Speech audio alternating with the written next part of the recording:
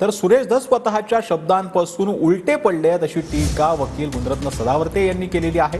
सचिन सानपनं पिस्तूल ठेवलं हे आधी धसांनी सांगितलं होतं। सुरेश धस आधीच्या विधानावर माफी मागणार का असा प्रश्न देखील सदावर्तेंनी उपस्थित केला। तर धस आणि जरांगेंवर कुणीही विश्वास ठेवणार नाही असं देखील सदावर्तेंनी म्हटलंय।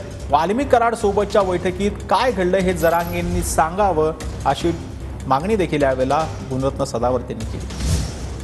सानपांविरोधात तक्रार करणार आहे। त्यांनी बंदूक ज्यावेळेस ठेवल्या गेली त्यानंतर त्यांनी दरवाजा लावला, त्यांची तक्रार करणार आणि त्यांच्यावर कारवाई होणार असं म्हटले। अरे धमक्या कशाला द्यायच्या? मग अगोदर ती धमकी होती का? अगोदरचं खोटं होतं का? अगोदर धसनंच सांगितलं होतं ना की ती पिस्टॉल त्या गाडीमध्ये ठेवली म्हणून।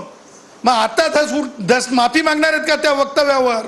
माफी मागितली का धसनं? हा, आता मला म्हणायचं नाही आमच्याकडे बेशरमाच्या झाडं असतात, आम्ही त्या झाडांना सुद्धा रोपच म्हणतो, त्या झाडांना सुद्धा वृक्षच म्हणतो, पण त्या झाडाची काय किमया असती ग्रामीण साहित्यामध्ये आणि गुराखी साहित्यामध्ये ते बऱ्यापैकी धसांना माहीत असावी। याच्या पुढं मला त्याच्यावर बोलणं आवश्यक वाटत नाही, कारण धस आणि जरंगे यांच्यावर कोण भरोसा ठेवणार? तुम्हाला सांगतो आज जरंग्या सुद्धा उलटा पडला। आजपर्यंत जे जरंग्या वाल्मिक कराड साहेबांच्या बाबतीत बोलत होता, आज जरंग्याने काय सांगितलं की भेट झाली। मग भेटी मधी काय झालं ते सांग ना, भेटी मधी काय झालं ते सांग ना।